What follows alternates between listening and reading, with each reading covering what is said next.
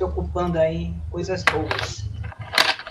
Então, boa tarde a todos. Estamos iniciando mais uma sessão de estudos da Associação Brasileira de Cristã na Ciência, Grupo Manaus. Hoje é dia 25 de setembro de 2021, são exatamente 14 horas e 20 minutos. E nós vamos estar hoje continuando a nossa sessão de estudos de livro. No caso, nós estamos trabalhando aqui com o nosso querido Alistair McGrath, Ciência e Religião, Fundamentos para o Diálogo. Estamos no penúltimo capítulo hoje, que é o 5º. Vamos estar falando sobre analogias, metáforas e modelos, tanto para a ciência como para a religião. A gente vai fazer rapidamente o seguinte: nós vamos estar passando aí para os comentários das nossas organizadoras, a professora Cristiane e a professora Suzana, e logo após eu gostaria de pedir, se for possível, para a Ieda fazer a oração por essa sessão, para abençoar aí os nossos queridos e aqueles que por uma razão não vão estar hoje conosco, mas que seja tudo bem. Então, Suzana e Cristiane, com vocês. Cris, começa aí que eu só vou pegar um negocinho ali dentro. Tá bom. Boa tarde a todos e a todas. É uma alegria, né, estarmos aqui mais uma vez pensando, refletindo, né? E hoje nós vamos ter a alegria aí de ter a Scarlett e o Haroldo conosco.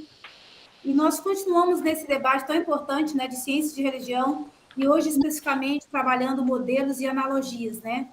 O ser humano, ele necessita de alguma forma que se aproxime da sua humanidade, né? Quando a gente fala de Deus, a gente não tem como compreender realmente aquilo que Deus é do ponto de vista da própria religião, né? Então, hoje a gente vai ver aqui alguns modelos. Eu até comentava com o Saulo, né? Tem uma parte assim bem quando se fala da ciência natural, bem de físicas, né? Mas assim, essas metáforas, elas são muito importantes, né? Para que a gente possa até aplicar na nossa realidade, aqui no caso, né, da teologia cristã. Então, a ideia é que a gente possa, a partir dessas referências, estar dialogando e estar aprendendo, né? Porque a gente sabe que no dia a dia a gente está no debate. E o debate é importante porque nós somos formadores de opinião, né? E nós queremos influenciar. Então, eu espero assim que esse estudo realmente seja muito proveitoso. Eu estou aqui hoje, particularmente, para aprender muito, tá? E é um prazer estar aqui. Ok. Interessante que essa semana eu dou uma disciplina de metodologia do ensino de ciências e eu estava olhando justamente a questão de modelos e analogia a partir do capítulo do Fourier, né? E que ele vai trazer um pouco sobre isso. E sobre a construção das leis a partir disso, leis e teorias, né? Então, ele é próprio do mundo da ciência, né? Eu sempre coloco para o aluno assim, aquilo que, como é necessário, por exemplo, coisas que você não consegue visualizar no campo da biologia, né? Ou seja, extremamente grande, por exemplo, a questão das constelações ou dos planetas, como aquilo que é extremamente pequeno, como, por exemplo, uma célula, é preciso você construir modelos para isso, né? Ou analogia. E eu estava diferenciando, então eu estava pegando ali com o Rio para pegar um ovo, né? Lembra a história que a gente sempre coloca para o aluno, às vezes, assim, para ele fazer um paralelo entre célula, né? Não é a coisa mais parecida que a gente vê? Então, aquilo que é análogo, né? Aquilo que é parecido com. E daí eu fui pegar uma coisinha que eu gosto demais, olha só. Né? Então, tudo aquilo que é, na realidade, de uma forma menor ou maior, você tem um modelinho, né? E daí a importância desses modelos para construir as leis. Então, eu achei muito legal, acho que o Haroldo, ele está assim, puxa vida, tem uma contribuição muito, muito importante. A Scarlett, com a formação dela também, com essa nova visão, e eu acho que é muito bom. O capítulo também é um capítulo longo, é um desafio, assim como para a Ieda foi um desafio, né? E o colega da aula passada. Então, gratidão e vamos ter uma excelente contribuição aí, certamente. Ok. Amém. Amém, obrigado. Então, bem-vinda, Eliane. Gente, a Eliane aqui é da UFAM, eu acho que é do campo de Itacoatiara, vai estar visitando hoje a gente aqui. Seja bem-vinda, Eliane. Amo essa menina. Oi, bem-vinda. Vai. Perdão pelo atraso. Eu estava me arrumando após o almoço e alguma coisa caiu nos meus olhos e tá uma irritação assim horrível. Espero que não seja nada grave. Fala a verdade, tu tava orando e tu tava chorando. Não, engraçado que eu vou ficar chorando a live inteira, mas não é só a emoção de estar revendo pessoas que eu gosto muito, tenho uma consideração enorme, mas é também a irritação, gente, no olho, infelizmente. Prazer em conhecer Scarlett, Ieda, Cristiane, professor Haroldo, né? Haroldo, Ieda, não sei se eu esqueci alguém, e é um prazer enorme rever Suzana e Saulo. Quanto tempo, né, gente? É um prazer enorme contar com vocês na vida e nessa caminhada. É um prazer estar aqui, viu? Positivo. Vou chorar. Agora a gente vai para a parte da nossa oração. A Eliane vai continuar chorando aí na intercessão dela também. Isso. E aí a gente passa aí para a Scarlett e para o professor Haroldo, para a melhor maneira que eles acharem que pode conduzir o estudo de hoje. Ieda, por favor. Só tem que abrir o áudio, tá? Para o indouto dizer o amém, né? Senão, como poderá? Sim. Vamos orar. Boa tarde a todos. Pai, nós te agradecemos por mais esse momento, por esse momento tão singular, tão importante nas nossas vidas. Queremos te pedir, Paizinho, que o Senhor esteja conduzindo esta reunião. Te louvamos e te rogamos bênçãos sobre a vida do Saulo, nosso coordenador, nosso líder, sobre a vida da professora, das professoras coordenadoras desse Amém. grupo, do documentário, Suzana, Senhor, professora Cristiane. Te louvamos, Senhor, pelos palestrantes, vamos dizer, os ministradores desta tarde, que estarão Amém. compartilhando os seus conhecimentos. Que toda honra e toda glória seja dada a Ti. Que Scarlett e Haroldo sejam teus instrumentos, Pai, para que no campo da ciência a fé não se esmaeça e que teu nome seja glorificado em todos os segmentos do nosso viver social. Em nome de Jesus. Amém. Amém.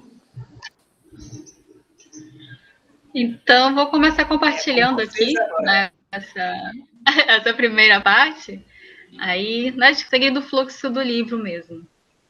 Se quiserem falar alguma coisa, a gente só perguntar. Se eu souber, eu respondo. Deixa eu pegar aqui a tela. Se não souber, todos nós perguntamos para o Haroldo, que não tem problema. É mesmo.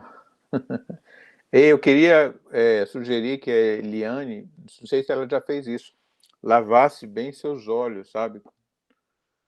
Porque pode ser algum pozinho, alguma coisa, e vai ficar irritando sempre, né? Então lava Pois bem. Está irritando demais. Às 17 horas eu tenho outra live, eu estou preocupada que começou a ficar vermelho, e isso é uma bênção. Vai lá então, Eliane. A gente vai continuando assim, conversando. Qualquer coisa a gente repassa um detalhe para você. Tá bom, queridos. Muito obrigada. Ok. Então a gente vai iniciar enquanto ela vai lá ou espera? Não a gente fique pode começar conversando aqui mesmo, vamos continuar. E aí qualquer coisa a gente passa um detalhe para ela, se caso precisar. Ah, beleza, então. Só revisando, então, o título, né, do capítulo de hoje, que é Modelos e Analogias em Ciência e Religião. Durante a leitura, a gente vai percebendo que muitas técnicas, né, são aplicadas tanto no meio das ciências, como um pouquinho, né, a gente pode dizer que seria a metafísica, né, que seria o além das ciências naturais. E é bom que dá para aplicar, né, dá para replicar uma metodologia e especialmente para a gente poder entender tanto coisas complexas quanto entidades, que é o objeto do estudo das religiões, né? Teve psicólogo, William James, que falou que o ser humano tem essa necessidade de compreender aquilo que está além, né? Aquilo que acha difícil demais para ele. Então, a gente vai tentando reduzir, vai tentando simplificar as questões até a gente chegar àquilo que nós conseguimos compreender. Isso, às vezes, causa um pouquinho de briga, né? Mais tarde, aí com o passar da apresentação, tem um caso aí de uma treta que rolou no mundo científico, porque eles não conseguiam compreender a complexidade. Então, as pessoas vão tentando encaixar, sabe, poder ir subindo a cada degrauzinho. Então, eu coloquei aqui 2 citações, uma do William James, aqui que aparecia no livro, que todas as magníficas conquistas das ciências físicas e matemáticas, nossas doutrinas da evolução, da uniformidade das leis e todo o resto, precede do nosso desejo indomável de representar o mundo de uma forma mais racional, mais racional em nossas mentes do que na forma em que ele é percebido pela ordem grosseira da nossa experiência. O mundo tem se mostrado, em grande medida, plástico a essa demanda por racionalidade. Né? Então, resumindo, a gente precisa, nessas magníficas conquistas que nós tivemos, começar de passo simples. No passo reduzindo a simplicidade do nosso entendimento. Aí, conforme vai evoluindo, né, conforme o conhecimento vai aumentando, esses modelos e analogias também vão se aperfeiçoando. Um versículo interessante, que me lembrou essa passagem, foi que a glória de Deus ocultasse estas coisas e tentar descobri-las é a glória dos reis. É mais ou menos isso que a gente faz em ciências, né? A gente vai tentando descobrir, vai tentando entender as coisas de uma forma ou outra, né? E dentre essas simplificações que nós temos para poder compreender a física, né, a natureza, a química, temos os modelos, as metáforas e analogias. No caso, a Daniela Boyle Jones, que era uma filósofa da ciência, ela não conseguiu fechar um pensamento completo sobre a diferença de modelo, metáfora e analogia. Ela diz que os conceitos se misturam muito, tem uma diversidade de definições que acabam se misturando um pouco, às vezes sobrepondo e às vezes meio que significando.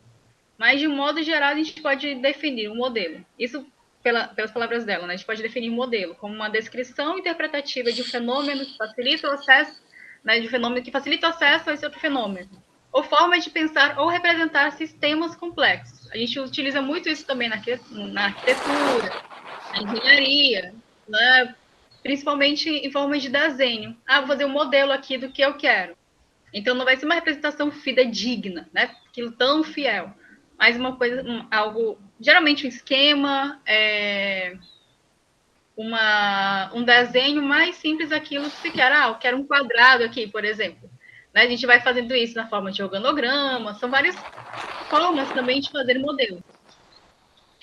A metáfora é uma expressão linguística na qual pelo menos uma parte da expressão é transferida de um domínio de aplicação, que seria o domínio forte, no qual ela é comum, para outro.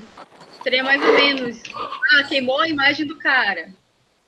Não é queimar literalmente, né? Mas a gente consegue entender a utilização, a aplicação dele naquela segunda situação. E a terceira, que é muito utilizada também, é a analogia, que é uma semelhança entre relações entre 2 domínios diferentes, ajudando a fazer a transição de um fenômeno conhecido ou novo para um conceito familiar ou mais facilmente compreendido.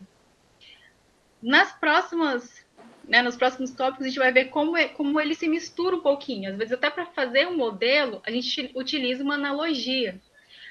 Se aquele sistema funciona desse jeito, esse segundo provavelmente vai funcionar, porque eles têm aspecto A, B e C, que é um pouco semelhante com esse que eu já tenho.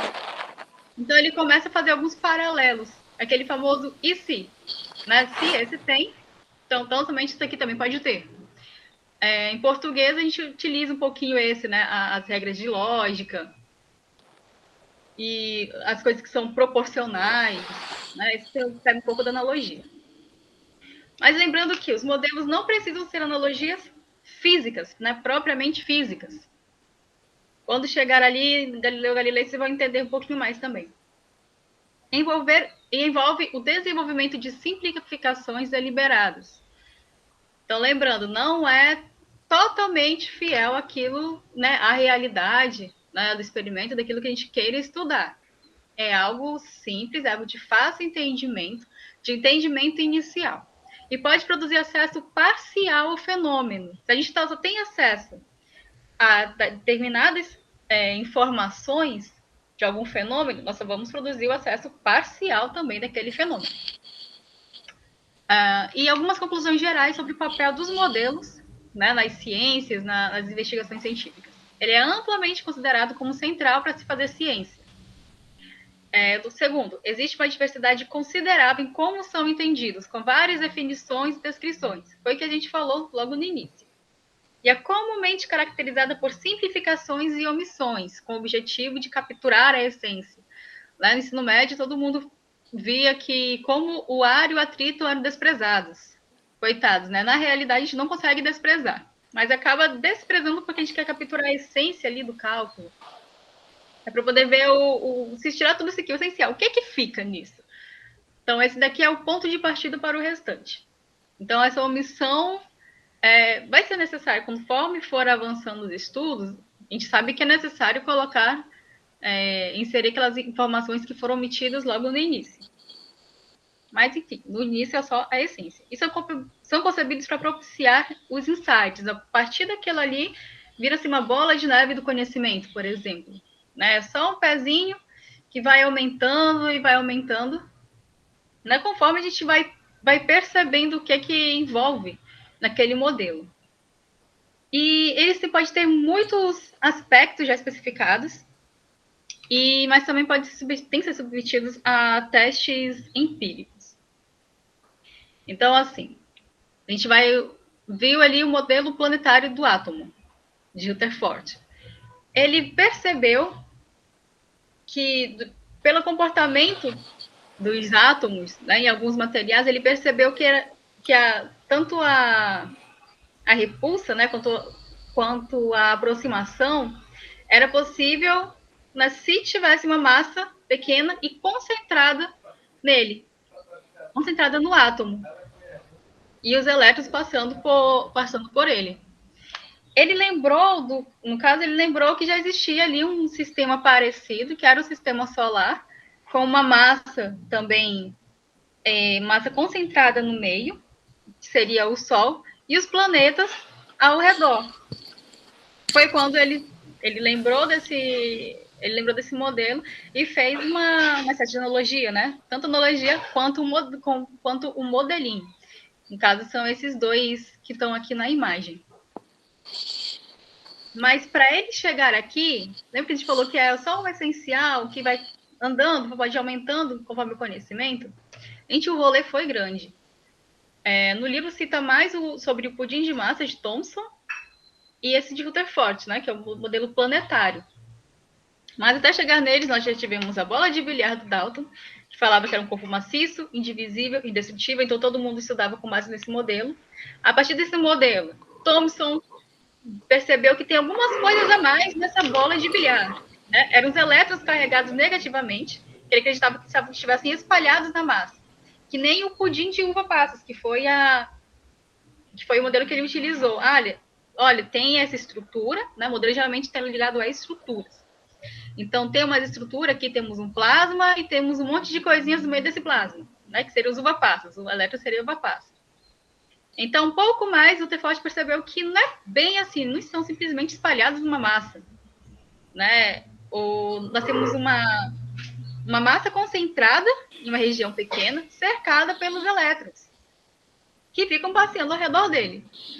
Só que, embora amigo de Rutherford, né, tanto que as experiências foram bem próximas aí, os anos de 1911 a 1913, falou, calma aí, colega. Na verdade, as coisas, eles não estão simplesmente num rolê aleatório, eles estão em níveis, né? Existe uma eletrosfera, então eles estão orbitando ao redor dele. Ele não tirou totalmente o modelo planetário, pelo contrário, ficou muito mais semelhante até, né? Se cada eletrãozinho tem ali a sua camada e tem o seu caminho pré-definido. Mas o próximo, que inclusive peço ajuda na pronúncia, gente, eu não sei se pronunciar, é Schrödinger, é isso? Schrödinger? Não sei se o Saulo consegue me ajudar nele. Ele falou que os elétrons... O professor universitário, que é o Haroldo. Como é que se lê isso, Haroldo? Cadê o professor Haroldo? Eu já ouvi falar Schrödinger. Eu vou deixar. Outros falam Schrödinger. Olha só o nome chique, Schrödinger. Eu vou apelidar carinhosamente de Scro. Quando falar Scro, vocês sabem que é esse daqui, gente. O Scro falou sobre a nuvem eletrônica. Né? Então, os elétrons têm uma trajetória incerta, com uma alta velocidade, e a nuvem fica mais densa próximo ao núcleo. O que será que está acontecendo aqui naquele núcleo que vai que vai aumentando, que são esses círculos, né? Quanto mais escuro, no caso aqui a pontinha vermelha é o núcleo, e quanto mais escuro tá o azul, quer dizer que tá mais denso, e fica bem mais denso ali próximo ao núcleo dele. Então a gente vai vendo como foi para esses modelos evoluíram. Era altamente simples, né, pelo entendimento dele, a estrutura era só uma massa de bilhar e está se transformando numa nuvem. Daqui para adiante, a gente não sabe o que mais eles vão pesquisar, o que mais vão descobrir, né? Talvez esse modelinho comece a ter um passo a mais. Né? A gente vê que a cada estudo vai aperfeiçoando, a gente não sabe se está tão perto assim da realidade, né? Com as nossas tecnologias achamos que estamos perto da realidade, assim como o Dalton também achou que pudesse estar. Mas aí é paciência e estudar com aquilo que a gente tem, né? Como o próprio Bohr falou mais adiante, já na época de Einstein. E usando as analogias e modelos. No caso, o modelo cinético dos gases. Cinético vem da kinesis, do grego, né? Que quer dizer movimento. Então, as moléculas de gás se movem. Nós temos algumas suposições básicas sobre ela. Que o movimento aleatório é incessante, e isso quer dizer também que que as moléculas não se amam nem se odeiam, né? Elas não ficam juntinhas, nem se repelem também. Elas apenas estão, cada uma seguindo sua vida, como uma sociedade moderna, né? Cada uma sua tecnologia e seguindo seu fluxo. O tamanho das moléculas é desprezível em relação também a todo o percurso que elas fazem. E a energia cinética é elástica. Qual foi o modelo que eles utilizaram para poder compreender essas propriedades? Foram como várias bolinhas, né, as moléculas dentro de um recipiente. No caso que essa imagem que está com um fundo vermelho. Então, assim, o que quer dizer? Energia cinética elástica. Então, ela pode bater na parede, mas ela é resistente, ela não perde a energia dela de continuar correndo. Né? Imagina um corredor que está fazendo a maratona e ele bate na placa, mas ele não perde a velocidade, ele bate no poste, mas ele não perde a velocidade, continua andando como se nada tivesse acontecido. Essa é a energia cinética elástica que tem nas moléculas dos gases. As outras características dele sobre a pressão, o volume e a temperatura, que podem ser inversamente proporcionais, né? No caso, se eu não me engano, pressão e volume são inversamente proporcionais, já a pressão e a temperatura já são igualmente proporcionais. Então, mas assim, essa questão que a gente falou que modelo não é fidedigno, modelo não quer dizer que vai explicar totalmente daquela forma e pode ter apenas um item parcial daquilo que acontece. Algumas dessas características dos gases que a gente estuda inicialmente, né, inclusive que foi falado aqui, funcionam apenas para gases de baixa pressão. E sempre na literatura eles vão colocar sobre o gás ideal e o gás real, né? O ideal ele seria perfeito se realmente fizesse e se tivesse essa trajetória sempre, mas não é isso que acontece. É uma forma de entender, de uma forma bem generalizada, como ele se comporta. Então, assim, temos que ter muitos cuidados para não haver más interpretações, como, os modelos são idênticos aos sistemas, os quais estão associados. É sempre assim, gente? Amém ou misericórdia? Agora eu quero ouvir vocês. Sempre vai acontecer isso? Liguei os áudios. Não. E outra coisa... Misericórdia. Né? Não acontece isso. E todos os aspectos do modelo estão necessariamente presentes no sistema que está sendo modelado. É amém ou misericórdia? Repete, cara, que eu tinha entendido uma coisa. Agora tu tá indo tão rápido que a gente só conseguiu pegar o amém e o misericórdia. Eu falo muito rápido, né? Vocês podem falar para eu maneirar, tá? Quando eu me empolgo. A outra suposição. É verdade que todos os aspectos do modelo estão necessariamente presentes no sistema que está sendo modelado. É amém ou misericórdia? Não, eu não entendi isso também. Misericórdia. Não sei onde se aplica, mas eu acho que é misericórdia. É misericórdia, gente. Nem todos os aspectos do modelo estão necessariamente presentes no sistema que está sendo modelado. Né? Aquela premissa. Ele é só a essência. Então, e às vezes ainda é uma essência ideal, né? Se fosse sempre daquele jeito, seria perfeito, mas nem sempre acontecem assim. Então, nem todos esses aspectos que a gente está utilizando, né, em algum modelo ideal, que é diferente do modelo real, vai acontecer no fenômeno que a gente realmente quer. Ok? Mas, porque lembrando, não é só a essência da essência dele, é só aquele por inicial, como é no caso do modelo cinético dos gases. Aí, o próximo ponto, a complementariedade, a luz enquanto onda e partícula. Isso aqui foi uma treta histórica também. De um lado nós temos Newton com as partículas, do outro lado nós temos Huygens com as ondas. E agora? A luz é o quê? Newton estava defendendo que a luz é como fosse uma série de pequenas partículas, que são os corpúsculos, movendo rapidamente. Né? Um tempo depois, Mitchell aprofundou que que essas partículas seriam atraídas por força gravitacional. Então, o desenho que tem aqui abaixo de algumas crianças jogando a bola na parede, como Newton entendia que seria o comportamento das partículas da luz. Né? Ela refletia desse jeito. Bate na paredezinha e volta, porque são as partículas que estão fazendo isso. Beleza, temos o time Newton. Agora, indo para o time Huygens, que são das ondas, ele acreditava que eram como ondas sonoras, que a luz se comportava como ondas sonoras. E semelhante ao som, precisava de um meio para se propagar, que ele chamava do éter luminífero. E tá bonito falar, né, gente? Éter luminífero, mas isso não existe, infelizmente. Porque mais tarde, o nosso querido Albert Einstein chegou e falou: calma, galera, não é luz, desculpa, não é partícula, não é onda, não é selfie, porém é fóton. Desculpa, gente, piada foi péssima. Mas... porque ele entendia que o comportamento era alternado entre o de onda e o de partícula. Então, assim, Newton tinha um modelo de atuação de estudo da luz, Huygens tinha outro modelo, e Einstein falou que dá para usar os dois modelos, né? Nenhum está totalmente errado, nenhum está totalmente certo. Aí que vem, né, nessa parte que ainda é muito mais a complexidade. Né? Para eles foi quase uma entidade. Gente, como assim não é nada que a gente conhece? Não é nada que nós estamos estudando e conhecendo. É impossível. Não, não é impossível. Não é porque você não conhece que isso é impossível.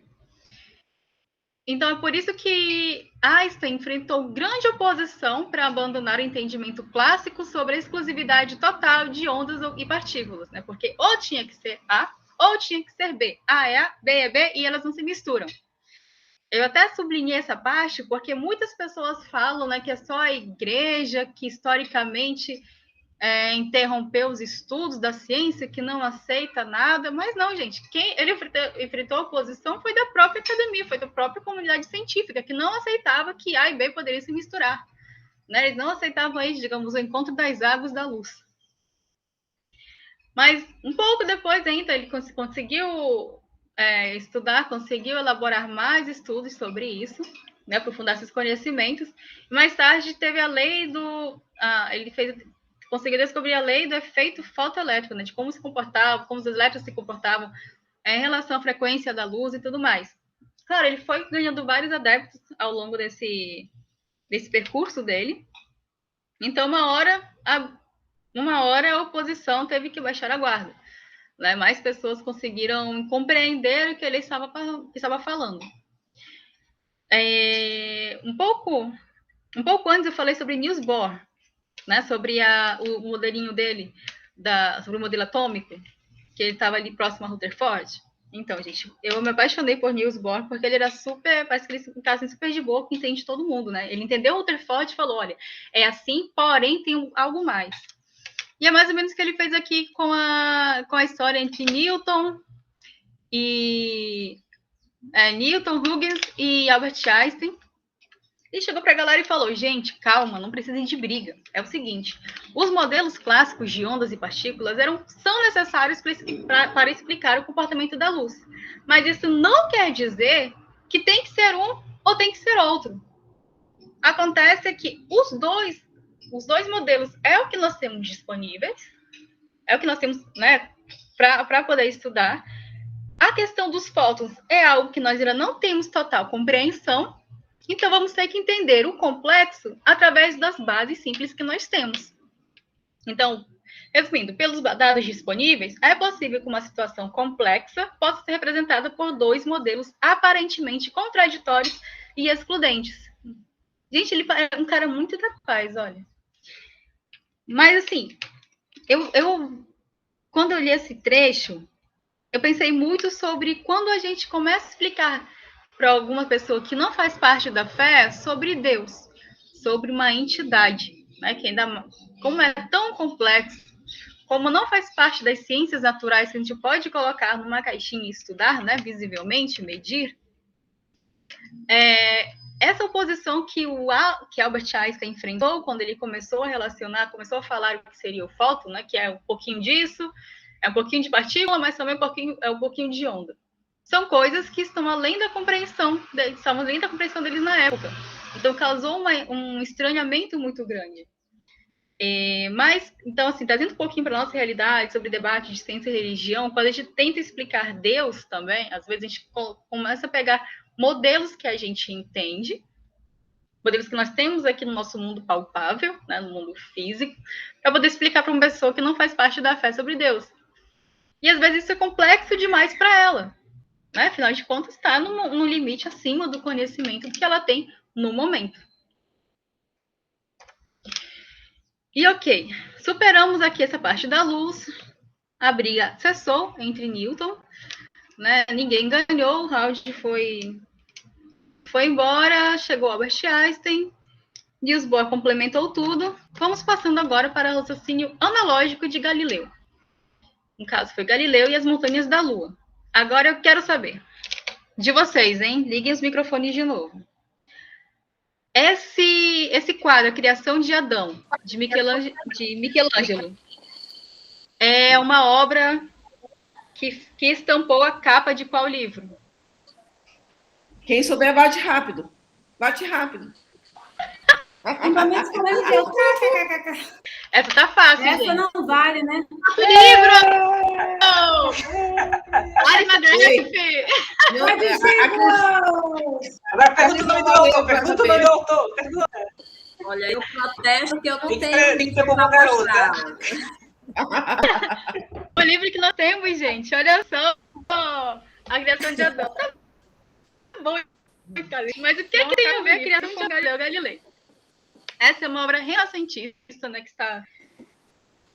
Já você conhece um pouquinho, Michelangelo, que foi quem pintou essa obra, e ele é um artista ali da transição entre o Renascimento e o Maneirismo, que é um movimento, né, dentro ali do renascentismo. Da Renascença, desculpa. Mas tá, o que é que isso tem a ver? A gente tem a ver que a pluralidade de conhecimento é super importante. Eu quero frisar aqui que uma ciência não pode desprezar a outra. Afinal de contas, foram com conhecimentos do Renascimento, conhecimentos artísticos, de técnicas de desenho, que Galileu conseguiu enxergar as montanhas da Lua. E como foi esse processo? Galileu Galilei aproveitou aí a onda da criação, do desenvolvimento do telescópio e resolveu observar a Lua. Durante suas observações, ele percebeu alteração no padrão de cores. Falei, olha... Galileu parou e falou, olha só, eu já vi essa alteração de cores em algum lugar. Onde foi? Nos desenhos, né, que ele tinha visto. Olha só, eu vi isso lá na Criação de Adão, do Michelangelo. Não sei se ele olhou esse quadro, gente, mas faz parte da época. Então, assim, ele recordou o conhecimento em arte, em especial a teoria renascentista da perspectiva. O que nós temos aqui? Nesse primeiro quadro, a perspectiva ali do ponto de visão, que é aquele lá onde todas as linhas se encontram, e a reflexão delas nas sombras. Quando a gente apaga essa reflexão, né, apaga as linhas ali da perspectiva e deixa só o desenho cru, como a gente quer, tem os prédios e tem o sombreamento dos prédios. Né, como seria feito. De uma maneira bem mais simples, para explicar, tem a foto ao lado de uma bolinha, né, sendo iluminada. Então, assim, a parte que está pegando maior luz, onde tem o maior brilho, né, seria a parte mais externa do cume, né, ali da nossa estrutura. Então, assim, conforme vai baixando, né, vai chegando mais próximo à superfície, também vai ficando uma cor mais escura. Né, tem o brilho, o meio tom, a sombra e a luz refletida. Então, se ele falou, se desse jeito aqui no desenho, e eu já vi essas coisas aí na sombra da casinha ali que eu moro, então, provavelmente, essa variação de cor são corpos montanhosos na Lua, gente. Olha que legal. Como é que ele conseguiu ver assim, algo que era 2D, né? Então, telescópios de antigamente, né? Com certeza não são os mesmos de hoje, né? Toda a potência que tem hoje, mesmo assim ele conseguiu perceber através de um conhecimento artístico que a Lua tem montanhas. Olha só que legal. Ok, superamos Galileu Galilei, vocês viram a importância de estudar arte, de não menosprezar o coleguinha da ciência ao lado. E vamos partir para o Charles Darwin, esse cara que estremeceu toda a ciência. Ele usou, o tópico agora é usando modelos científicos de forma crítica.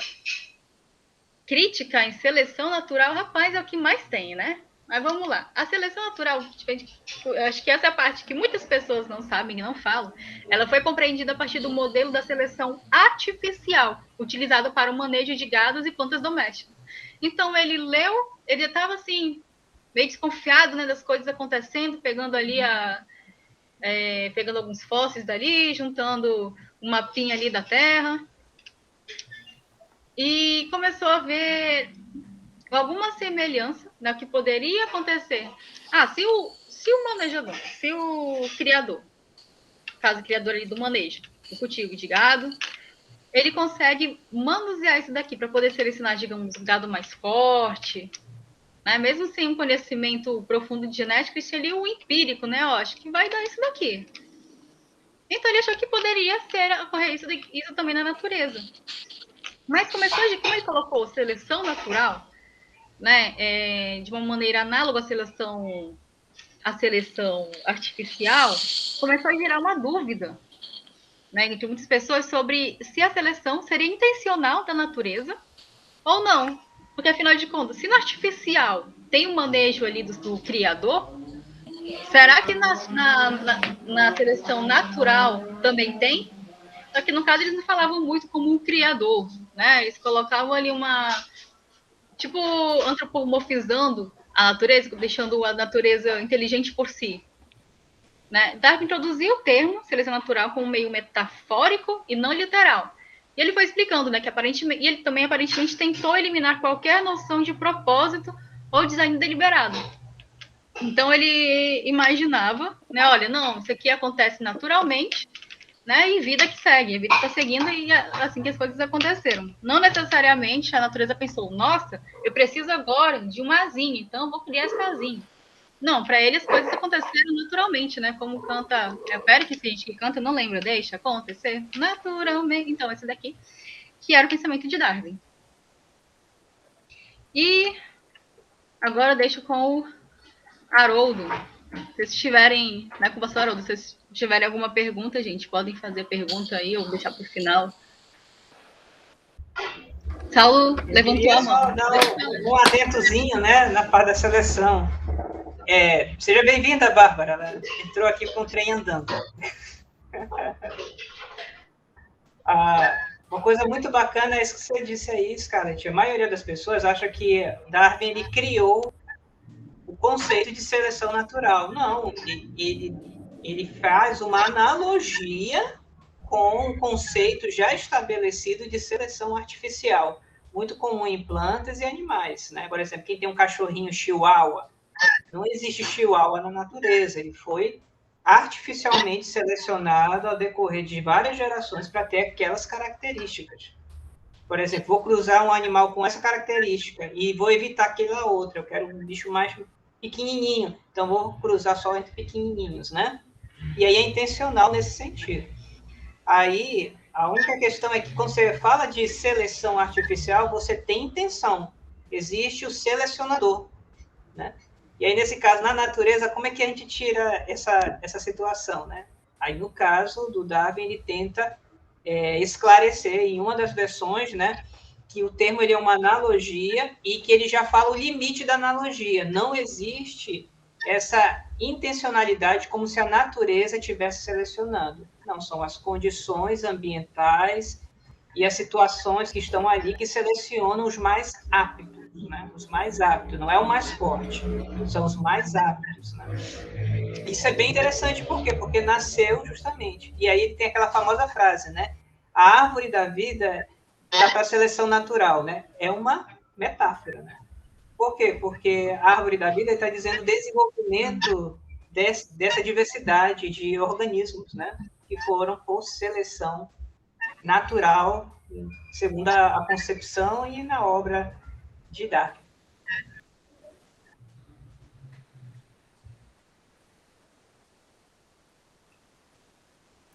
Passa a palavra para o pastor Haroldo. Então, Doutor, como é que do faz Canadá. para compartilhar, Saulo? Eu não sei. Tem que primeiro a escada de tirar o compartilhamento dela para poder entrar o teu. Agora tenta aí, Haroldo, na televisãozinha que tem uma seta para cima.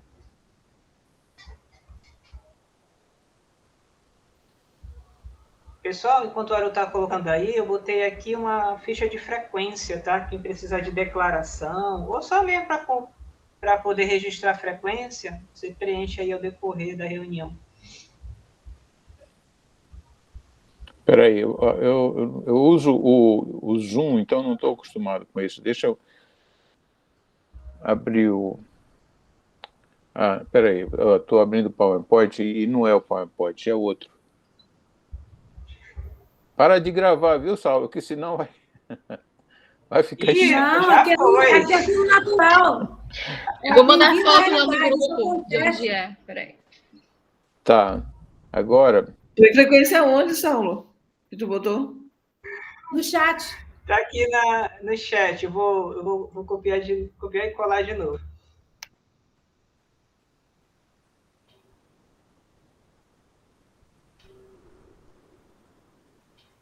No chat.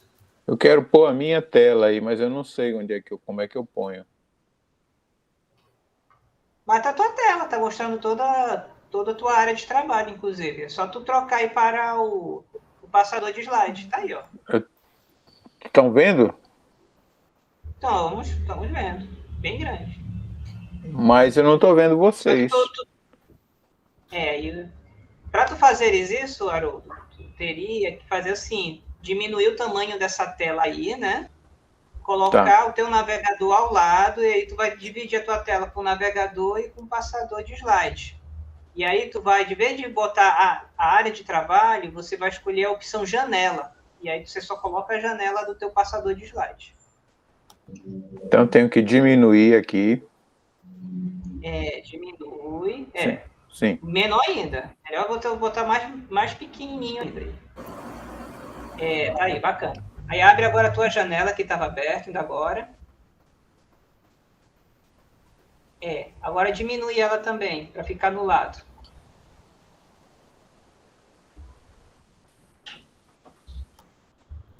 Tá.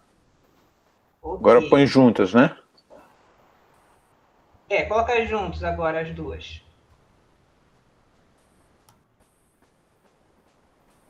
Tá. Gente, que chique, nunca vi isso. Tudo bem. Não tem aonde tem o quadradinho com a seta para cima que tu acabou de apertar? Tu clica, tu para. Para agora. Tá. Clica de novo e escolhe a opção uma janela. Aqui só tem tela inteira. Ixi. Então tu vai ter que... Manda para o Saulo que ele projeta para você. Manda pelo WhatsApp. Boa. Manda para mim que eu projeto e tu vai falando. Não tem como. Tem como me mandar pelo Zap? Tem. Vai demorar, melhor parar de gravar. Não, a gente vai... Mas aí se eu parar, eu não vou ter como juntar depois, Haroldo. Tem sim, tu é bom nessas coisas. Mas a minha memória nem tanto, que a memória é paga. Sim. Não se preocupe, a gente compreende, isso aqui é a realidade. E... A realidade acontece desses contratempos. Eu vou mandar por e-mail, tá, Saulo, para ti? Tudo bem, estou abrindo aqui o e-mail. Bom, mas é o seguinte, o meu é o Keynote, sabe? Então, tu não consegue abrir. Você tem esse programa aí? Não, né? Tu não tem como salvar como aí em PPT? Ou salvar Tem. em PDF? Tem. PPT ou PDF, tu salva e me manda. Tá. Então, enquanto isso, tá certo? Vão lavando os olhos aí, gente. Pode deixar. Tu me diz qual é o e-mail que tu me mandou, tá bom? Tá. Então, pessoal, vamos fazer um saco dos avisos, aproveitar que o Haroldo está trabalhando aí, né? Mês que vem nós vamos ter uma palestra com o professor Tiago Pereira, ele já deu uma palestra aqui para a gente, já, né? Ele vai estar falando sobre virtudes ambientais. Olha só que tema bacana, né? Virtudes ambientais. Então, a gente já teve um momento que a gente estudou sobre as virtudes de Aristóteles e tal, né? Sobre a questão dos vícios intelectuais e das virtudes intelectuais. Agora vai ter o ambiental. E também vamos ter o nosso último capítulo desse mês, aliás, desse livro, né? Vai ser o 6º capítulo aí que a nossa equipe vai estar trabalhando. E vamos entrar no grande desafio de novembro. Novembro, a nossa ideia é trabalhar o livro completo sobre as 4 visões de criacionismos.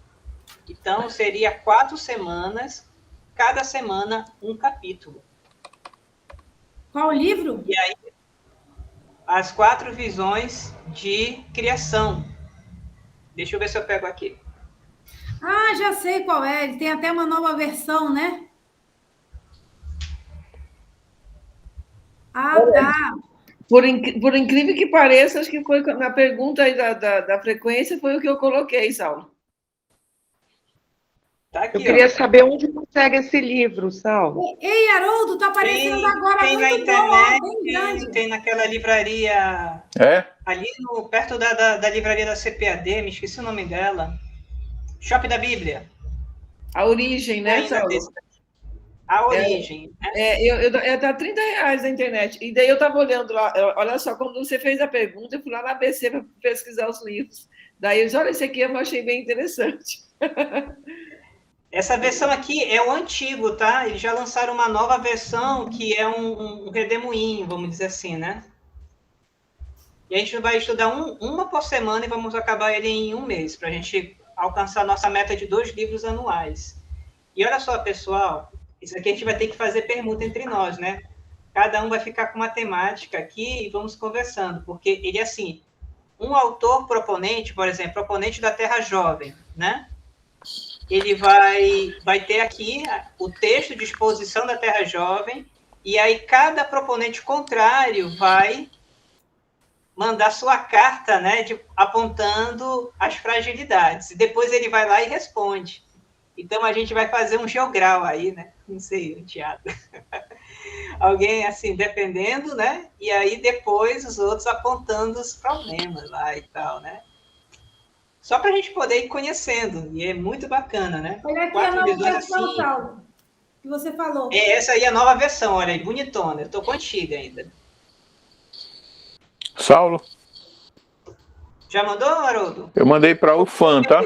Eu mandei para o fã, eu não vi outro, não tem um outro. Tá bom esse aí? Tá, tudo bem, estou abrindo agora. Serve sim, estou abrindo aqui. Achei. Tem que parar, então, de apresentar, Haroldo. Tu para agora aí naquelas... Isso. Pronto. Esse foi o nosso intervalo comercial. Muito bem, viu, Scarlett? Parabéns, foi ótimo. Foi sim. Valeu, gente. Eu já quero elegê-la como a minha suplente. Pode ser, Scarlett? Bora?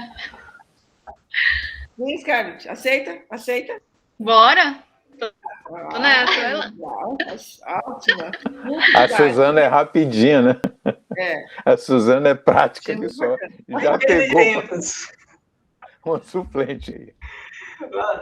Vai lá, Haroldo. Não estou vendo nada aqui. Está uma negritude, igual o mistério. A gente está vendo. Verdade, Haroldo. É sério? Tu maximizou a janela? Sim. Maximiza aí a tua janela. Sim. Quando eu apresentei, eu só via também. Eu não consegui ver vocês. Mas quem está apresentando sou eu agora. Não é mais o Haroldo. Então, Saulo, tu tens que me autorizar, sei lá. Ei, Haroldo, abre o teu computador ali, ó, e fica olhando o computador. Faz o seguinte, Haroldo, se não for demais para você, daria para você sair da sala e entrar novamente? Sim. Faz isso daí, então. Enquanto isso, na sala de justiça, quer dizer, na sala da BC2... Tivemos uma eleita para a suplência. Bárbara, isso... que bom te ver, Bárbara. Embora a sua câmera esteja fechada. Ah, nossa advogada. Advogada. E agora, Haroldo, tá vendo? Então abre aí teu áudio.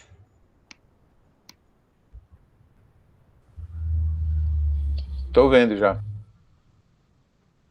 Então é com... Então é com você. Tudo bem, desculpem por esse transtorno. E eu tenho que prever essas coisas, sabe? Porque eu trabalho às vezes com outro aplicativo e dá esses problemas. Bom, muito bem. Então, a parte B desse capítulo já vai enfatizar agora, abordar, aliás, a religião, né? A religião. Nós vimos esses exemplos que a Scarlett colocou sobre ciências, né? Justamente em física, bem colocados. Eu gostei muito das figuras, certo? Que ela apresentou ali, o desenvolvimento do modelo atômico, né? O modelo atômico é aquilo, exatamente aquilo, está muito correto. Então, parabéns, Scarlett, sabe? Muito obrigado. Agora, sobre a parte da religião, é essa lá, parte B aqui, tá bom? Tudo bem, tá aí o Alistair McGrath, ele não está mais jovem assim.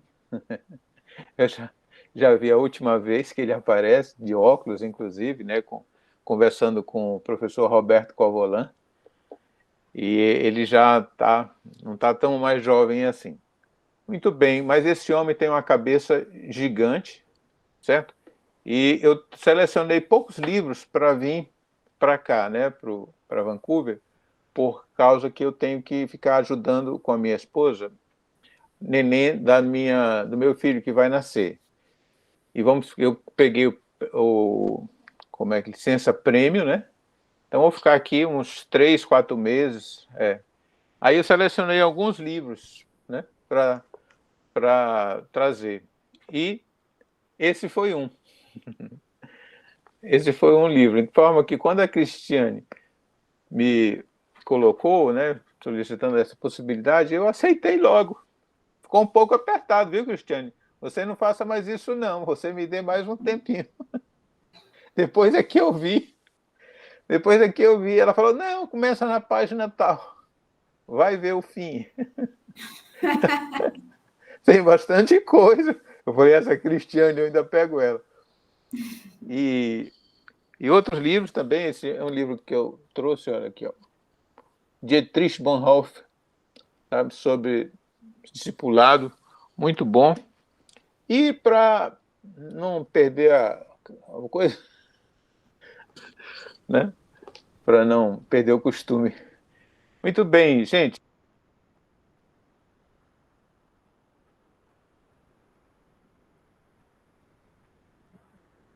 Ficou mudo, pastor. Tá bom.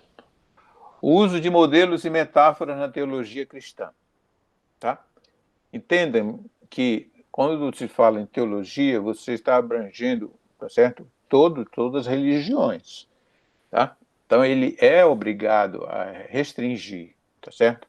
Porque senão ficaria um assunto bastante mais complexo e vasto. Tá? Tem o budismo, por exemplo, que nem tem Deus. Tá? E aí, mas é uma religião, né? Bom, então na teologia cristã, em primeiro lugar é a necessidade, né? Ele começa assim, introduzindo o assunto, falando sobre a necessidade.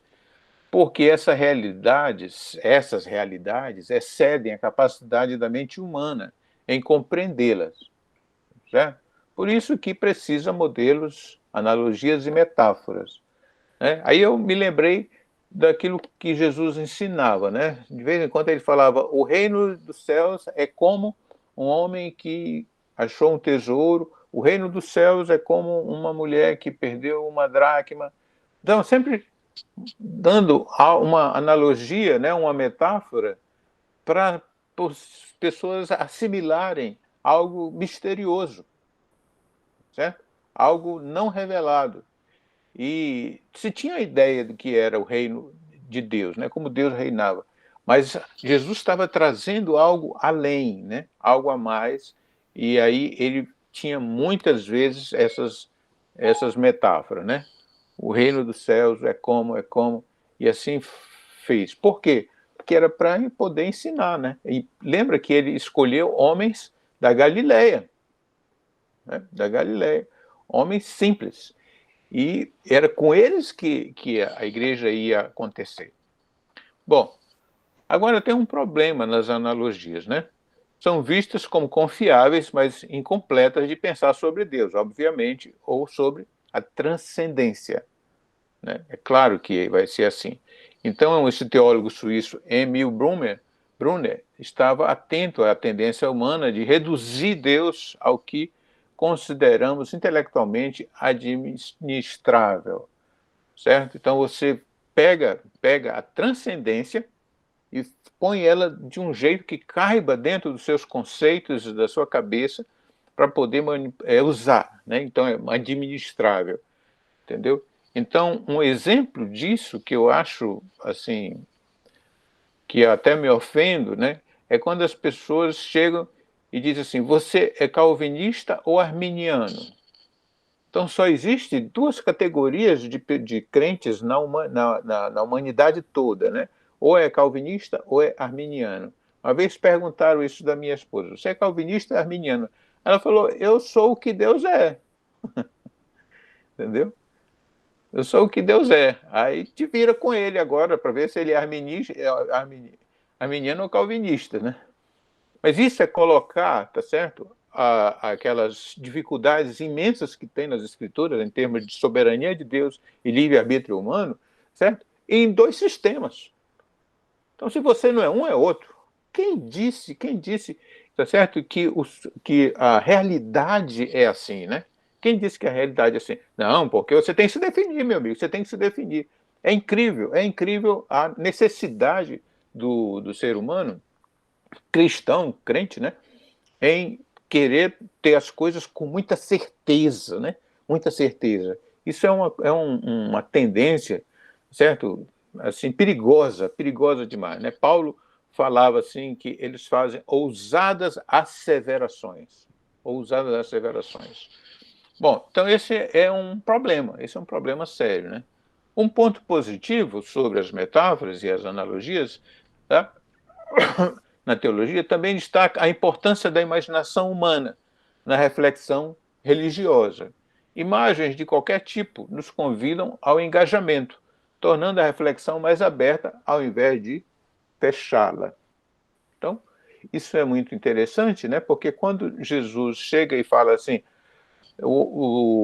a pérola de grande valor e tudo que eu... Tá certo? Aí você pode pensar, então é o evangelho. O que seria isso, né? Você começa a refletir sobre o assunto porque fica sujeito à imaginação das pessoas. Isso é um lado positivo, que propicia a reflexão, né? Então, uma reflexão mais aberta ao invés de fechá-la, certo? Bem, as analogias são apenas ilustrações úteis, sem conexão ontológica com o que são usadas para explicar? Porque uma coisa é você falar, o reino de Deus é semelhante, outra coisa é você dizer, Deus é espírito, e importa que os seus adoradores o adorem espírito em verdade. Está falando algo sobre o ser de Deus. Então, isso é ontológico, um conhecimento ontológico. Então, Tomás de Aquino, ele teve logo o cuidado de dizer que podia-se usar as analogias, mas não pode achar que as palavras têm o mesmo significado. Termos aplicados a Deus não pode significar exatamente o mesmo, né, que fossem aplicadas às coisas do mundo, na experiência humana. Por exemplo, Deus é bom. Né? Então, se você pensar assim, bem, lembra que uma vez aquele jovem rico falou assim, como é? Tu é bom mestre, não foi? Bom mestre, certo? O que eu farei para dar a vida eterna? Jesus falou, por que me chamas bom? Bom é só um, que é Deus. E o que acontecia? Ele estava usando um termo que é conhecido no meio terreno, entre nós, aonde o bom é uma pessoa que também tem falhas, uma pessoa que também tem limitações, tem cansaço. Às vezes o bom se irrita, se aborrece de tanto fazer bondade, tá certo? Que ficam sugando dele. Não é? Então você não pode transportar isso para Deus. São termos, como ele diz assim, similares, mas não, tá certo? Há uma similaridade, mas não uma identidade. A abordagem de Tomás de Aquino, né, dá legitimidade teológica ao uso de analogias extraídas do mundo da criação para nos ajudar a pensar em Deus. Então, é por causa que Deus foi quem criou, né, todos e tudo, você pode pegar algumas coisas, como a bondade, por exemplo, o amor e tudo, e usar para Deus, com muita cuidado por causa dessas diferenças, certo? Mas como resolver questões em analogias do tipo Deus como pastor? Não é? Então, uma coisa, Deus é bom, mas Deus como pastor, sabe? Deus cuida das pessoas? Como assim? Né? Então, são questões que deviam ser resolvidas e que Tomás de Aquino não explicou como era que fazia, né? Esse tipo de analogia. Tá certo? Então, o que o Margraf sugere aqui é que tem que ver o contexto cultural. Tá certo? Então, o Senhor é meu pastor. Quem foi que falou isso aí? Foi um pastorzinho de ovelhas, né? Que lutou, inclusive, com o leão para defender essas ovelhas. Certo? A outra palavra, de adoção, né? Quando se fala na redenção em termos de adoção, você pensa que Saulo está usando algo que venha da lei romana, das famílias romanas. Então, uma família romana podia adotar pessoas, tinha lei para isso. E o que significava isso? É o mesmo que significa para a nossa salvação, certo? Não é, certamente não é. É a limitação. Mas também você tem que aplicar a correlação de grupos de analogia. Então, quando você usa várias passagens que Jesus está explicando, o reino dos céus é semelhante a isso, aquilo, são muitas. Você, com essas todas, você pode fazer a correlação e melhorar o seu modelo ou a sua analogia, tá certo? Vamos lá. Saulo, por favor, obrigado. Bom, agora o livro vai apresentar 3 autores, pelo jeito, muito importantes. Tá? Esqueci de escrever aqui onde que é o contexto dessas pessoas.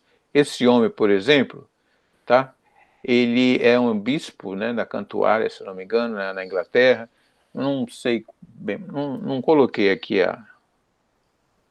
o tempo que ele estava lá e quando foi. Só uma aí que eu memorizei mais. Então, esse Ian Ramsay, tá certo? Ele escreveu sobre o modelo da economia divina. Tá? Bom, aqui, ó, a Scarlett falou do modelo de Rutherford, que era similar, tá certo, ao sistema planetário de Copérnico. Então, diz assim, ó, ele tomou, né, o Rutherford, um modelo desenvolvido para um propósito completamente diferente, modelo copernicano do sistema solar, e o adaptou. Então, o Ian Ramsay, certo? Ele entendeu que se pode fazer isso, pode pegar modelos, certo? Modelos não necessariamente bíblicos, tá? Que é para construir, olha, esse processo de construção de modelos é também encontrado na teologia cristã, há exemplos de modelos teológicos que são emprestados de outro contexto, geralmente para correlacionar insights bíblicos, usando uma imagem ou um contexto familiar extraído do contexto cultural de um teólogo. Essa economia divina, certo? É da palavra economia do grego, que significava a administração. Tá? A administração. E os teólogos do século I ao III, certo? Foram usando essa analogia para dizer como é que a igreja funciona. Tá? Como a igreja deve funcionar. Então, eles pegaram, certo? Esse funcionamento, né, de como era uma administração de uma casa, por exemplo, e foram certo? Melhorando não, juntando para poder explicar o funcionamento da igreja. Esse é um modelo bíblico? Não, não é. Mas lança mão de modelos, certo?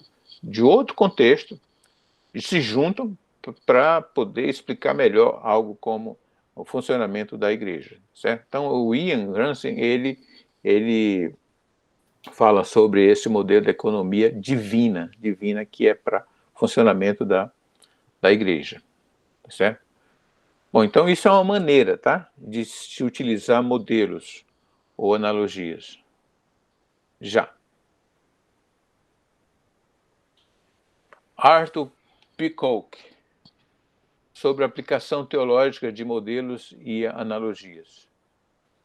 Em comum com muitos dos que trabalham na interface entre ciência e religião, Peacock, não sei se é essa a pronúncia, defende uma forma de realismo crítico, em que os modelos desempenham um papel importante como intermediário no processo de produção de conhecimento. Tanto a ciência quanto a teologia usam imagens na tentativa de oferecer uma descrição confiável e responsável do mundo como ele realmente é.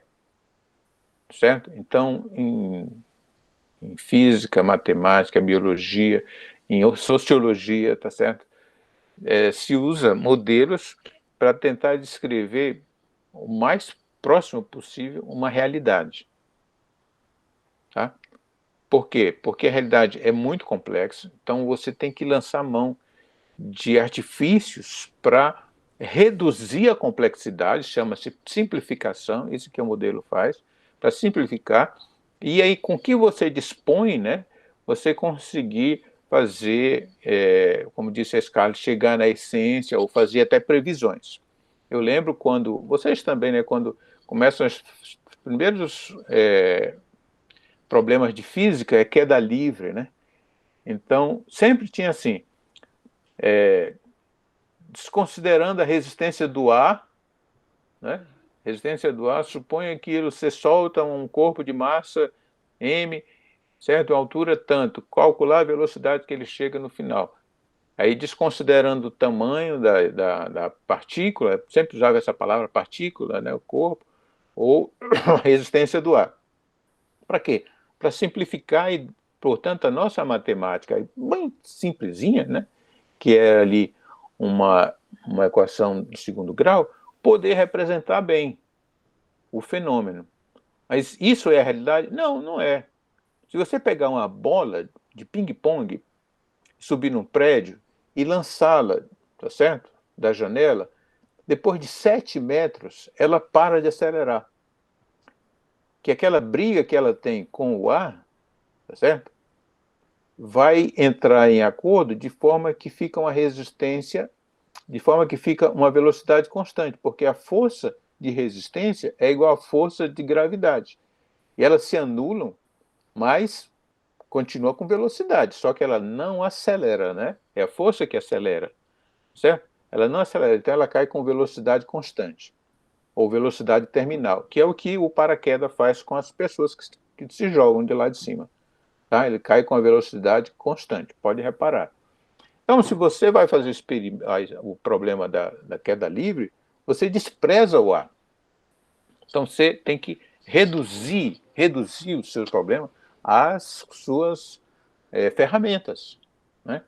Aí, depois, já com outro No outro período, no quinto período, você faz mecânica clássica, aí você começa a considerar realmente a resistência do ar, fica uma equação mais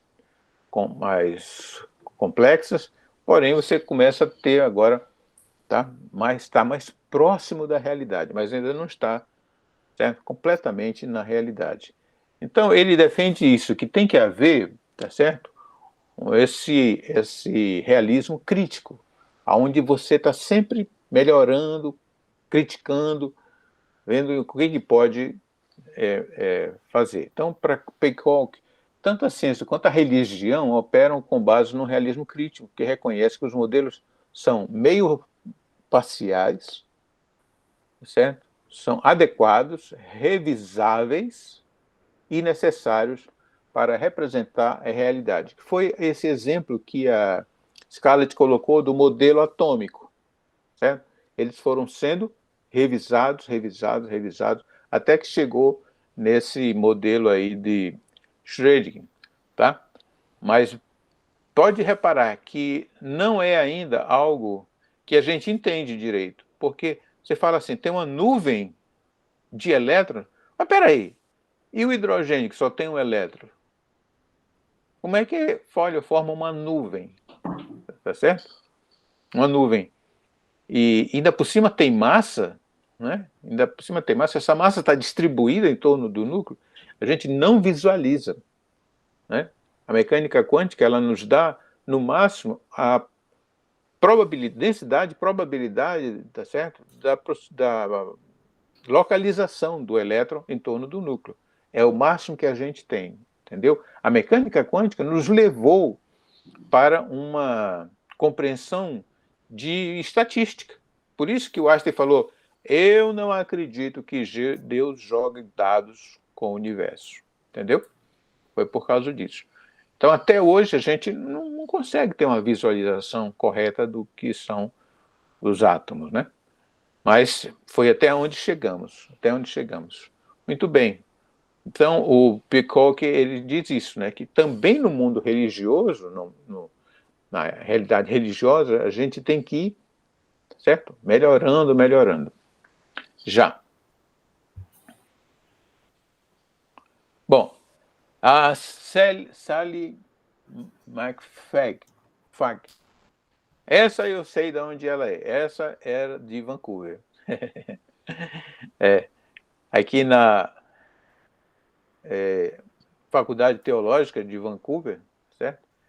Essa senhora, ela já partiu em 2019. Olha, em outubro, eu estive aqui em dezembro, quase que eu ainda conseguia vê-la, certo? Mas eu não sabia da existência dela antes de ler esse livro, obviamente, certo? Mas é uma teóloga famosa, tá certo? Aqui em Vancouver, e ela teve uma outra abordagem, tá? Então, uma das discussões mais influentes sobre o papel da metáfora na teologia cristã, construtiva e crítica, é da Sally, não sei, McFag. Argumenta que uma apreciação do papel central e inevitável do conceito de metáfora na teologia nos afasta decisivamente da precisão teológica favorecida pelos autores do iluminismo, nos convidando a abraçar um encontro aberto, tentativo, olha essa palavra, e indireto, com a realidade que nunca poderia ser capturada ou totalmente expresso em termos de ideias bem definidas. Então ela fala o seguinte, que na verdade, gente, vai ser sempre, tá certo, por metáfora, que nós vamos nos aproximar da divindade, entendeu? Que não tem outro jeito. Nós não teremos, não tem sentido, segundo ela, certo? Falar do reino de Deus e tudo, com a precisão que as pessoas no tempo do iluminismo tanto desejavam. Lembra que o iluminismo estava querendo fazer exatamente isso, se afastar o máximo, né, dos conceitos muito amplos e até fluidos, tá certo? Da religião e tornar algo mais bem definido, certo? Mais bem definido. Eu lembrei, certo? Não sei se isso já já tem equivalência com o que a gente está falando aqui. Eu lembrei que uma das coisas que a Reforma fez, tá certo? Quando começou a se pegar mesmo, né, ali Calvino e tudo mais, uma das coisas que eles fizeram quando tiveram que pastorear as pessoas foi fazer os catecismos. Os catecismos, catecismo de fé. Tem vários catecismos. Por quê? Porque eles queriam sair daquela fé assim muito implícita que chama, né? Aquele outro livro fala sobre esse termo, fé implícita, que os católicos usavam. Aliás, gente, para mim, né? Para mim, um bom exemplo dessa fé implícita, que eu acho que tem melhor no mundo, é o católico brasileiro. Que quando você tenta conversar, tá certo, com um católico brasileiro, não estou dizendo com um católico europeu ou americano, mas quando você tenta conversar com um católico brasileiro sobre fé, ele põe de uma subjetividade tão grande as questões, tá certo? Que não dá para a gente quase discutir direito, porque ele mesmo não entende bem, tá? o que está se passando, uma vez que é muito subjetivo. Bom, mas isso é um parênteses, tá certo? Os evangélicos brasileiros, eu acho que também tem isso, né? Também tem essa subjetividade. É tudo, sim, foi, glória a Deus e tal, mas não consegue explicar as coisas com mais clareza. Então a reforma vem e faz isso, né? Obriga as pessoas a ter uma fé mais objetiva. Bom, mas a Sally, ela está falando agora de uma compreensão da verdade, né? Ela diz que não é possível você não lançar mão das metáforas porque, tá certo? Não dá para se ter uma compreensão com precisão. Eu simpatizei com ela também, porque eu vejo, né, ao longo de todos esses anos, eu vejo, como eu citei aqui Paulo, né, muitas ousadas asseverações sobre Deus, sobre Jesus, sobre a igreja, certo? A pessoa bate assim, sabe, com a categoria, dizendo, é assim, tem que ser assim, sabe? E se você questiona, está na Bíblia, né? Está na Bíblia. E diz assim, está nas Escrituras, e eu sou bíblico e tudo mais. Mas a pessoa nem ela entende direito o que ela tá falando, né? Só para abrir um parêntese, o Dr. Russell Shedd, tá certo? O pastor Júnior que me disse, né, que ele fazia o seguinte, às vezes, quando havia uma polêmica com o irmão, e a pessoa batendo que era assim, ele pegava, com a calma que ele tinha, né, abria a Bíblia e falava, irmão, lê aqui. Aí o cara lia um texto. Aí ele virava, lê aqui. Aí lia esse outro texto. Aí mostrava uns 50 textos para a pessoa. Quando terminava, ele dizia assim, mas essa é a minha opinião. Entendeu?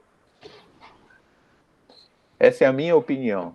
Então, veja como tem assuntos, tá certo, tão complexos, né? E tem gente que tem uma facilidade de bater o martelo, mas tudo bem. Vamos lá. Já, Saulo. Usando modelos religiosos de forma crítica. Criação. Agora sim, vamos pegar um exemplo, né? São dois exemplos que ele dá, a criação e a redenção, ou a teoria da expiação, mas nós não vamos ter tempo para isso não. Tá? Os dois. Então, sobre a criação, no Antigo Testamento temos um modelo da vitória de Deus sobre o caos, ordenamento. Certo? E aí fala, certo? Havia, né, trevas sobre a face do abismo e tudo mais, certo? E Deus foi chamando ao ordenamento, né? É diferente do modelo da mitologia ugarítica e cananeia, aonde você tinha deuses, certo? Brigando entre si para acontecer o universo, para gerar o universo. Pode reparar que todas as mitologias sobre criação, o que tem é deuses brigando uns com os outros, traindo, certo? Usurpando e tal, e aí vai se criando o universo. Se você for lá nas tribos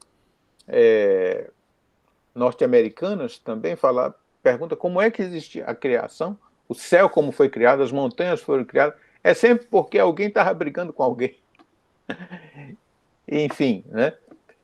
E então existem paralelos até certo ponto apenas com algumas mitologias, né?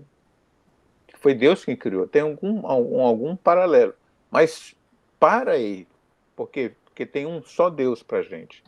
Então alguém diz assim, olha, Moisés bebeu lá da Mesopotâmia, alguns conceitos.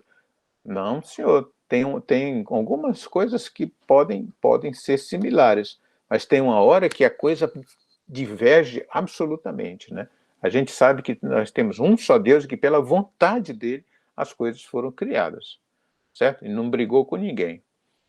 Muito bem, Orígenes argumentava que foi a criação do mundo por Deus que estruturou a ordem natural de tal maneira que pudesse ser compreendida pela mente humana, conferindo a esse ordenamento racionalidade e ordem intrínsecas que derivavam e refletiam a própria natureza divina. Certo? Então, você tem, certo? Você tem essa compreensão, né, toda sobre o universo, como Einstein dizia, que a coisa mais incompreensível que existia no universo era o fato do universo ser compreensível. Compreensível. Falou, não pode ser, não é possível isso, né? Então, esse entendimento é de importância central para a interação entre teologia cristã e as ciências naturais. Isso eu achei que é muito importante para a gente, tá, gente? Que nós que vamos conversar, tá certo, sobre ciências com outras pessoas não cristãs, às vezes, a gente tem que entender, tá, que é uma maneira de interagir, essa compreensão que nós temos de ordenamento. Muitos estudiosos acreditam que esse sistema, para lidar com a natureza, pode ajudar a explicar o porquê a teologia cristã foi tão intelectualmente acolhedora em relação às ciências naturais emergentes na época do Renascimento. Gente, aqui na América do Norte, né, também tem muitas universidades que surgiram, tá certo, de igrejas, entendeu? Igrejas, uma comunidade religiosa, resolveram fazer uma universidade. Então, por que foi tão acolhedora, tá certo, as ciências naturais para essas comunidades? Porque, certo, nós víamos e vemos o universo com um propósito, o universo com um ordenamento, certo? E onde Deus nos deu a capacidade, tá certo, de entender esse ordenamento. A gente tem as nossas, o raciocínio, a nossa lógica e as nossas matemáticas todas bem preparadas para conseguir, tá certo, compreender, prever, tudo mais. Então tem várias, a própria essa universidade aqui tem o curso de teologia, tá certo? É dentro da universidade. E eles não tiram, não. A livraria daqui de teologia é fantástica, está dentro do campus. Está dentro do campus. É claro que lá dentro também tem budismo, certo? Tem outras coisas. Mas a quantidade de livros de teologia, tá certo? Cristão é muito grande, é muito maior. É muito maior. É aí que a gente dá para ver, viu, assim, a produção que tem, certo, nas mãos do cristianismo, né? Cristianismo. É gigante, graças a Deus. Ok, já salvo. Bom, rapidamente, né, tem 3 modelos que foram empregados em vários pontos da tradição cristã, no que diz respeito à criação, tá? Tem a expressão artística, isso é um modelo, construção e emanação. A expressão artística, né, é aquilo que já falaram, né, que Deus é quem foi pintando, tá certo? Ou moldando o universo, tá certo? Como um artista, e ficou tão belo e tudo mais. A de construção, tá certo? É que Deus, que é o construtor, né, do universo. E a emanação é que sai dele, né? sai dele naturalmente, assim, fica emanando, tá certo? O universo, né? Toda a criação.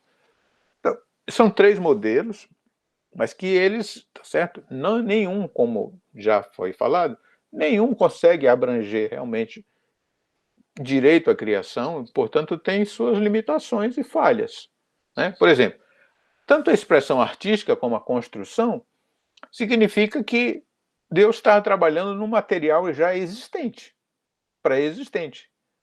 E não é verdade, a criação não é isso. Na criação, Deus parte do nada, né? Então, está aqui, ó, conceitos que devem ser respeitados para os modelos. Primeiro, que Deus deve ser considerado como um agente pessoal. Então, não é, certo? Aquele ser não, aquela coisa, né, que vai emanando dele, vai emanando criação e universo. Não, ele é pessoal. Isso aí não se negocia. Está muito farto dessa informação. Então, eu não posso conversar com um hindu, certo?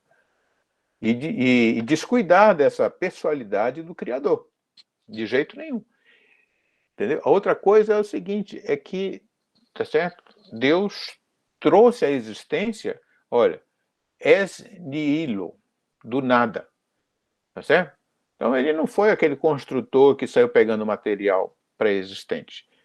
Portanto, são modelos incompletos, tá? Incompletos. Às vezes parecem bonitos em determinado contexto, mas não mostram a realidade. Esse é o problema dos modelos, né? Mas é o que a gente tem, é o que nós dispomos.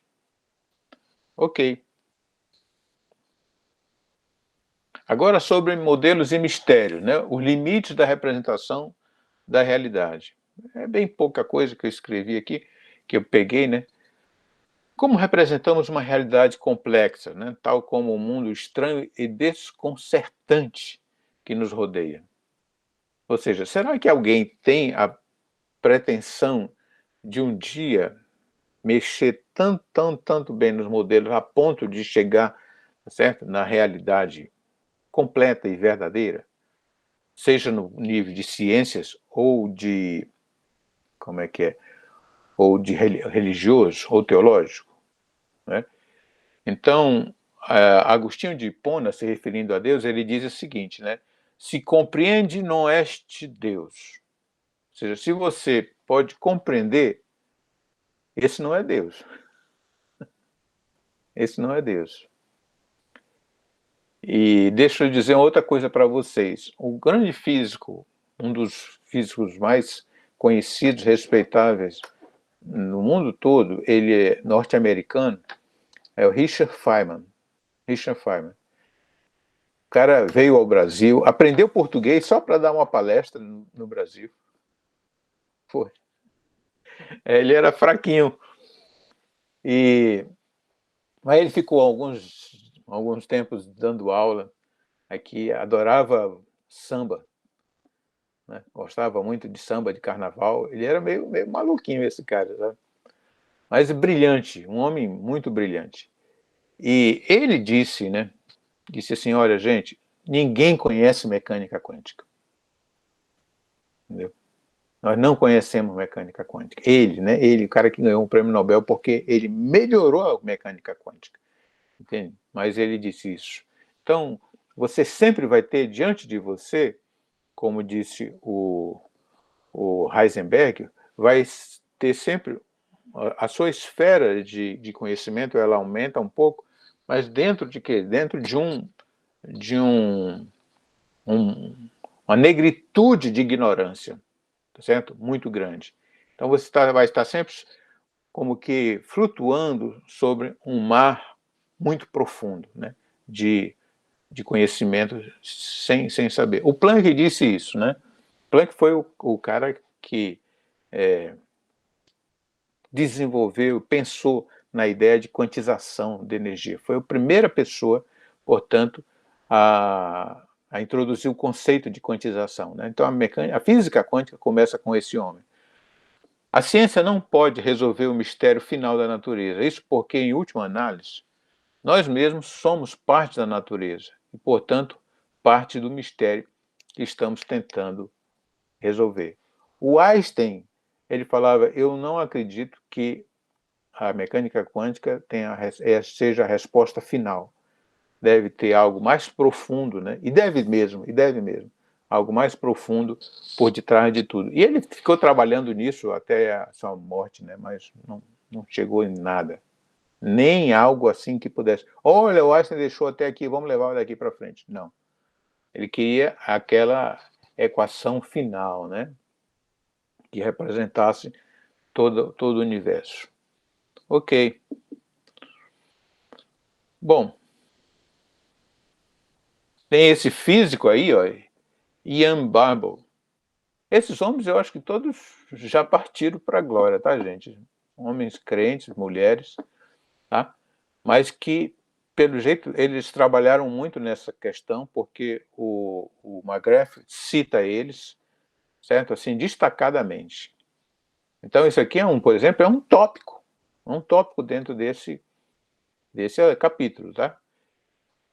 Segundo Barbour, existem continuidades importantes, embora não identidades, né? Em termos de epistemologia, metodologias e linguagem, certo? Juntos, esses pontos em comum fornecem uma ponte entre ciência e religião capaz de sustentar um tráfego intelectual significativo entre elas. Achei muito interessante essa finalização do capítulo com esse homem e o que ele coloca, certo? De que é justamente, tá?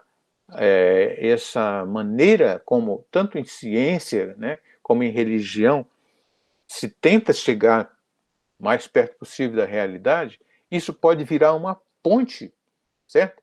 Para ter um tráfego, olha, intelectual significativo entre ciência e religião. E aí ele, né, tem essas três palavras aí, né? Continuidades. Não, cadê? Epistemologia, que são os tipos de conhecimento que temos, metodologias, como esse conhecimento é obtido e justificado, e linguagem, como esse conhecimento é expresso, certo? Então, acho que essa é uma como é Deus? Uma conclusão muito boa por parte desse autor, né, do McGrath. Agora, gente, só para finalizar, eu fiquei toda hora pensando, né, sobre essas dificuldades de se pensar Deus. Tô tendo que lançar a mão das nossas compreensões, das nossas realidades, né, e essas palavras e tudo. E aí fiquei pensando num irmão meu muito querido para mim, pastor Caio Fábio, né, filho, onde ele fala que Jesus Cristo é a chave hermenêutica, conhecimento das Escrituras. Então, quando Felipe perguntou para Jesus, falou para Jesus, mostra-nos o Pai, isso nos basta. Jesus disse assim, há tanto tempo eu estou convosco que não me tendes conhecido, quem vê a mim vê o Pai. Como dizes tu, mostra-nos o Pai? Em outras palavras, certo? É o seguinte, se você conseguir me entender, se você conseguir, certo? Me ver, você está vendo Deus. Então, se você quer ver o Pai, olha para mim. Então, Jesus é a revelação mais exata, ele é a expressão exata do seu ser, certo? Do ser de Deus. E por isso é que eu simpatizo com essa afirmação do pastor Caio Filho, né, de que ele é a chave hermenêutica para você entender as Escrituras. Porque você quer saber como é que a igreja deve se comportar, olhe para Jesus, como ele se comportava, como ele convivia entre a oposição, como ele convivia com a incredulidade, como ele convivia com as as demandas da humanidade, tá certo? E dos discípulos e tudo mais. Como era Jesus, como foi que ele lidou com a mulher de Samaria, meu Deus do céu. Certo? Que se antes era difícil para ser mulher naquela época, imagina ser mulher de Samaria, né, Saulo? Aí é que você era inferior mesmo, certo? E eu nunca vi, eu não vi ainda maior diálogo no Novo Testamento de Jesus com outra pessoa do que com uma mulher, que é a mulher de Samaria. É ela falando, ele falando, e ela perguntando, ele falando, e ele também, ela também, ela também. É muito interessante isso. E a mulher sai de lá já como uma evangelista, sem saber, e começa a ganhar. Muita gente foi salva por causa daquela senhora. Então, o livro, né, do McGrath, tá certo? Não cita isso. Eu que estou lembrando, né, durante a leitura toda, eu fiquei pensando, bom, a gente não precisa tanta modelos, tantas metáforas no que diz respeito a Deus, uma vez que a gente tem o filho dele aqui. Foi por isso que ele veio, para mostrar quem era Deus. E ele se surpreendeu com a conversa de Filipe. Entende? Em outras palavras, dá para conhecê-lo. Já pensou? Dá para conhecer, porque se ele chamou a atenção, né, de Filipe, poxa, Filipe, pelo amor de Deus. Ele quase que diz isso, pelo amor de Deus, Filipe. Tá certo? Então nós temos de fato, como conhecer a Deus muito melhor, né, através de olhar para o Filho, Obrigado, gente. Termino aqui.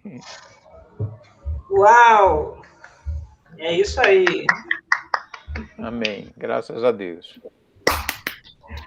Super aula hoje, né? Aliás, todo dia, né? Tivemos só para valorizar aí os colegas que participaram assim, além mar, né? Além mar, além continente. É muito longe, são 10 horas de voo. E o interessante é que é no mesmo, a gente tem o mesmo fuso horário, né? Não, então, se for para Toronto, a gente tem o mesmo fuso horário, né? Para onde eu fui, Toronto. Aí depois você pega e vai para o Pacífico. Ah, tá. É mais 5 horas de voo. Mais 5 horas. Tá. Eu como fiquei ali próximo, eu estava no mesmo fuso horário. Eu fiquei em Waterloo. Né? Eu acho que é perto de Toronto, né? Perto de Toronto. Então, gente, só para a gente poder finalizar, eu queria só falar uma coisa bem interessante sobre essa linha do capítulo, né, para a gente entender. Você vai ver que ele vai do conhecimento menos específico para o mais específico, né? Por exemplo, conhecimento metafórico, você está trazendo ali uma aproximação, mas você não aponta o que realmente é distinto, né? O conhecimento metafórico tem essa característica, e a Sally coloca isso. Ninguém consegue detectar tudo, o ser de Deus, vamos dizer assim, né? Isso. Não dá para saber o ser de Deus. Isso bate muito, por exemplo, com a fala de Deus para Moisés na sarça. Quem és tu? Eu sou. E alguns estudiosos falam assim, que essa palavra eu sou, que alguns interpretam assim, eu sou, eu serei, eu continuarei sendo, na verdade é o seguinte, eu sou tudo aquilo que ele não é. O que são eles? Os deuses, tudo que Moisés conhecia, ele diz, eu não sou isso. Sim. O que você conhece, eu não sou. Eu sou. Né? E aí, o único nível que consegue pegar isso seria a metáfora, né?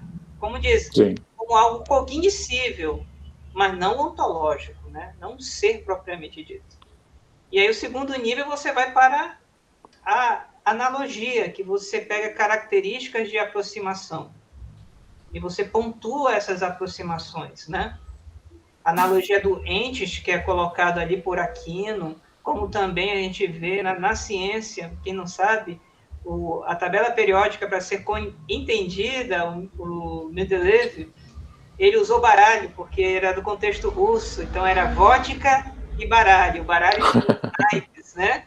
E aí tinha os números, aí falou famílias e tal, e meio que herdou do baralho mesmo, sabe? uma ideia de periodicidade, você vê isso, e também essa percepção de pegar coisas análogas, né, para a gente poder perceber determinados níveis de realidade, né? E aí entra aquela ideia do realismo crítico, que vai para um dos níveis mais próximos, que é o modelo. O modelo nunca é a realidade, né? A Scarlett botou isso bem pontuado. O modelo nunca é a realidade. Ele é algo limitado, que simula e que tem várias particularidades que não pode ser confundida com a realidade, né? E isso é usado direto, tanto que quem trabalha com ensino de ciências tem um ensino por modelagem. As leis e tal, tudo isso são formas de modelagem, né? E quando a gente vai olhar, eu achei demais esse fechamento aí do Haroldo, né? Qual é o nosso modelo? É Jesus, né? É Jesus. Quem conhece o Senhor, né? Como dizer assim, quem conhece a Jesus, vê o Pai. Agora tem um porém aí. Ver o Pai não é conhecer ontologicamente o Pai. Não sei se isso dá para entrar agora na cabeça, né? Mas se você for parar para pensar, nós podemos conhecer a Jesus pelo poder do Espírito Santo. E isso é ver o Pai, porque vemos o Pai em Jesus, mas o Pai ainda é o Pai. E aí, vamos pensar isso durante o final de semana agora. Gente, obrigado. Já passamos no nosso horário já um pouquinho, alguns minutinhos. Eu agradeço aí a perseverança e ter ficado aqui, né? E lembro, novamente, deixamos aqui a ficha da nossa frequência. Para quem precisa de declaração, é importante preencher aqui para eu ter os dados e fazer a declaração. E aqueles que não precisam, só fica mesmo como frequência, né? Nós já recebemos um aplicativo pela ABC2 que a gente vai meio que registrar nesse mês de outubro os dados do nosso grupo, né? E aí eu vou ter que saber quem vem e quem não vem. Deus vai me ajudar a saber quem veio e quem não veio. Pelas fotos. Tira a foto. A foto boa. Vamos tirar uma agora? Vamos. Você aí com o seu sorriso Bárbara e Eda, parece. A Eliane tá melhor, cadê a Bárbara? Eliane? Aquele sorriso colgate maravilhoso. Tá aí, Olha, linda, a Bárbara tem com uma esses bênção para nos contar. Um dia ela vai contar para a gente a bênção, tá? Vamos lá, no 3. Cadê a Ieda, mulher? Ieda, tu estás aí, Ieda? Ainda? Ieda, seu sorriso, queremos ver seu sorriso. Oh, Deus. Eu estou muito feia. Estou muito desarrumada. Ieda, você não estava feia. Ainda agora que tu estava orando, imagina que tá bonita, né? Meu Deus, olha, saiu. Acho que ela apertou o botão errado, que acontece isso às vezes. Então, aqui, ó, sorriso, no 3. 1, 2, 3. Aê! Vou mandar lá no grupo, tá? Essa fotinha. Fique à vontade se você quiser reproduzir. Só tem que dar os direitos autorais das pessoas depois. Então, gente, é isso. Coração grande aí, final de semana. Gente, muito obrigado pela paciência de vocês, tá certo? E pelo convite também, tá? Obrigado, viu, Suzana? Agradeço novamente, Suzana e Cristiane. Gente, agradeço novamente, valeu pela oportunidade. Bom, obrigada aí. Tá. Olha, os próximos temos Eliana, Bárbara, já pode se candidatar para o próximo capítulo, hein? É verdade. Boa tarde para vocês, então. Agora sim. Olha, Ieda, Voltou, Ieda, voltou. Tira uma outra foto aí. Tira outra foto. Vou tirar outra foto agora. Bárbara, Abre de novo aí, Bárbara, para a gente tirar mais uma. Vai, agora sim, essa vai valer. 1, 2, 3 e... Jesus. Ok, aí, gente, obrigado novamente. Ieda. Tchau, gente, até a próxima. Tchau, valeu. Tchau. Muito bom. Tchau. Não. Obrigada, pessoal, Haroldo. beijo. Um abraço.